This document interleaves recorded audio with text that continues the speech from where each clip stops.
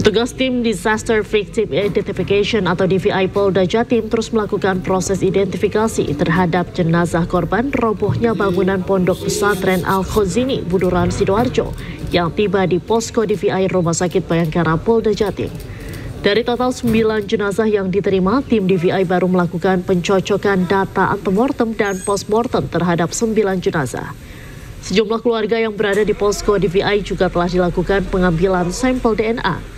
Rencananya 56 sampel DNA yang sudah didapat dari pihak keluarga akan dikirim ke Pusat Laboratorium Forensik atau Puslapfor Mabes Polri pada Sabtu pagi guna mempercepat proses identifikasi. Pihak keluarga juga diimbau agar memberikan data antemortem kepada tim DVI. Yang kami butuhkan dari keluarga, yang 5 ini ya sebagai contoh, itu salah satunya diantaranya foto-foto terakhir lah, foto-foto terakhir untuk menyocokkan gitu. Secara umum kondisi jenazahnya seperti apa, Dok? Secara umum itu utuh atau ada yang terpotong atau ada yang rusak, dan itu bagian mana yang rusak? Bagian mana saja? Kalau itu ini ya terlalu ekstrim. Tapi kalau masalah utuh sih utuh ya. Dok, apakah artinya yang rusak itu gimana itu, Pak? Katanya tadi kan ada yang rusak. Apakah semua jenazah yang rusak atau gimana? Rusaknya itu bukan karena sesuatu, terkait proses alamiah. Dok, semuanya berarti terkait ya? 5 jenazah tadi kan masih menggunakan pakaian, ada pakaiannya itu mungkin bisa disampaikan, Dok, sehingga mungkin keluarganya kita ada guideline ya, ada guideline aturan yang disepakati internasional di lain ya, Prancis pusatnya ya. Jadi bukan kita yang memberikan data, tapi dari keluarga yang memberitakan. Kalau kita memberikan data nanti diakui, kan jadi masalah nanti ternyata yang kita identifikasi orangnya masih hidup, jadi masalah nanti.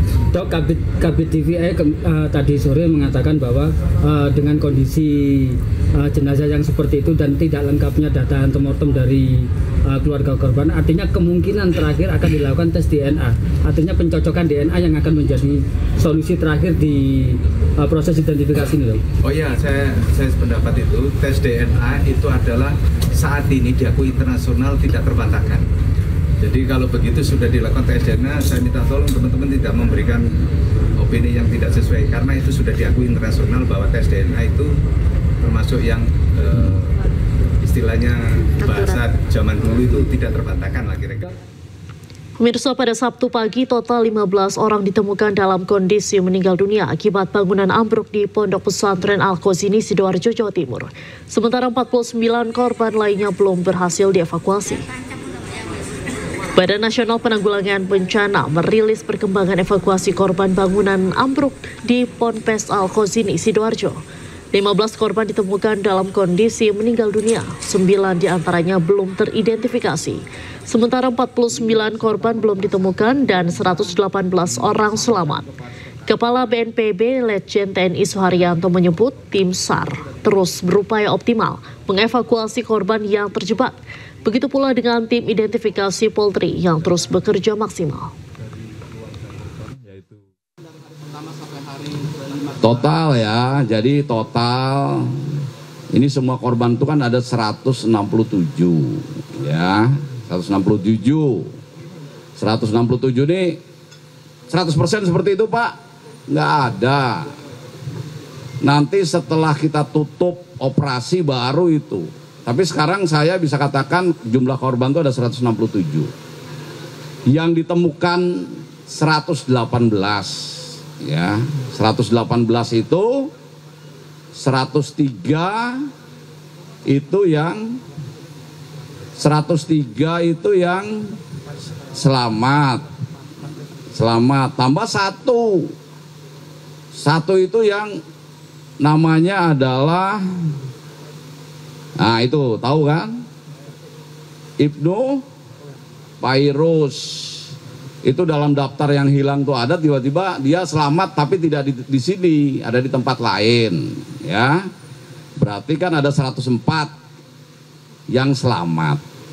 Nah, nanti dari 104 itu jangan ditanya lagi.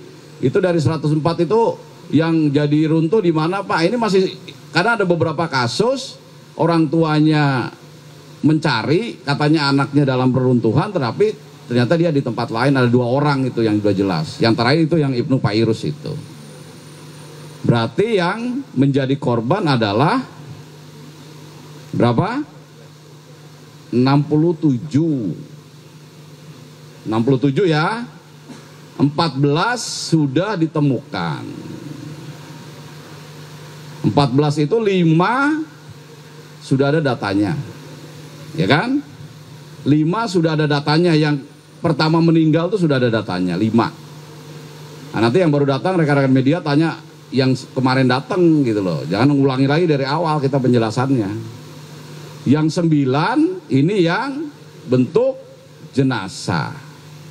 Masih dalam proses identifikasi. Yang sekarang masih hilang ada 49. Apakah yakin 49 itu ada di situ? Kita semua nggak tahu.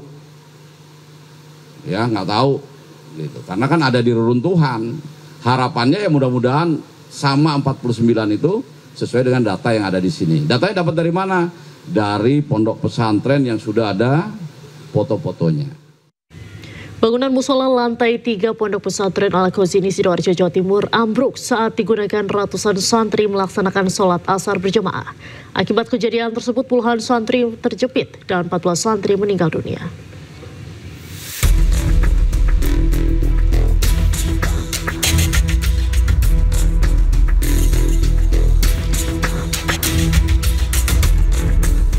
Bangunan musola pesantren Al-Khozini di Buduran, Sidoarjo, Jawa Timur ambruk pada pukul 3 Senin sore saat para santri sedang sholat asar berjamaah.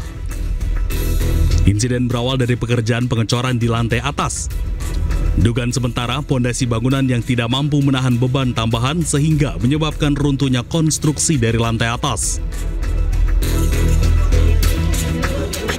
Sebagian besar santri berhasil menyelamatkan diri, namun sebagian tertimbun reruntuhan bangunan. Petugas BPBD dan Basarnas Jawa Timur langsung diterjunkan untuk mengevakuasi para korban, namun proses evakuasi mengalami kesulitan karena beratnya bobot material beton. Pihak Ponpes mengaku proses belajar mengajar dihentikan sementara, sedangkan proses pembangunan musola telah berjalan selama 10 bulan. Hingga kini, tim SAR belum mengerahkan alat berat karena dikhawatirkan getarannya dapat memperparah kondisi reruntuhan. Salah satu faktor yang memperburuk situasi evakuasi yakni reruntuhan bangunan Ponpes yang membentuk pola pancake model akibat dari kegagalan konstruksi. Memang lemahnya adalah di join-join tersebut terlihat ada beberapa balok yang hancur tapi kolomnya masih ada. Sehingga sambungan di situ sudah hancur semua betonnya dan kelihatan tulangannya. Nah, ini ya yang mesti harus kita sampaikan kepada masyarakat bahwa hal-hal seperti ini kalau memang mau mengerjakan bangunan tumbuh, kami menyarankan tidak boleh ada alat-alat berat masuk lebih dahulu karena guguran atau puing-puing yang jatuh dari konstruksi yang ada di atas ini bentuknya sangat tidak teratur. Sehingga pada posisi lokasi korban itu berada, itu sangat sulit untuk dicapai oleh Basarnas. Sehingga pada saat itu sudah diupayakan untuk menggunakan beberapa alat, tapi langsung ada pergerakan pada reruntuhan yang ada. Nah, ini akan tambah menyulitkan, akan menyebabkan kesulitan lebih jauh oleh tim Basarnas untuk mencapai korban. Sehingga dari evaluasi kondisi existing reruntuhan, maka Basarnas mengambil langkah untuk membuat gorong-gorong di bawah bangunan, reruntuhan bangunan, baik itu ada balok, plat dan sebagainya. Mereka membuat saluran di bawah, lubang di bawah sampai kedalaman 80 cm dan lebarnya itu mencukupi sampai 2 orang bisa lewat, bisa menarik korban, dan memang sudah ada sampai ketemu beberapa korban. Total sebanyak 108 korban telah ditemukan, terdiri dari 5 korban meninggal dunia dan 103 orang berhasil diselamatkan. Tim SAR masih terus melakukan evakuasi terhadap 59 orang yang masih terjebak di reruntuhan bangunan. Dari Sidoarjo, Jawa Timur, Tim Liputan iNews melaporkan. Lantas apa penyebab dari bangunan pondok pesantren ini ambruk? Untuk membahasnya sudah ada pakar teknik sipil struktur Institut Teknologi 10 November, Bapak Muji Irmawan. Selamat sore Pak Muji. Selamat sore Mbak Diandra. Baik, Pak Muji, boleh dijelaskan apa sebetulnya Pak penyebab utama runtuhnya bangunan Ponpes ini?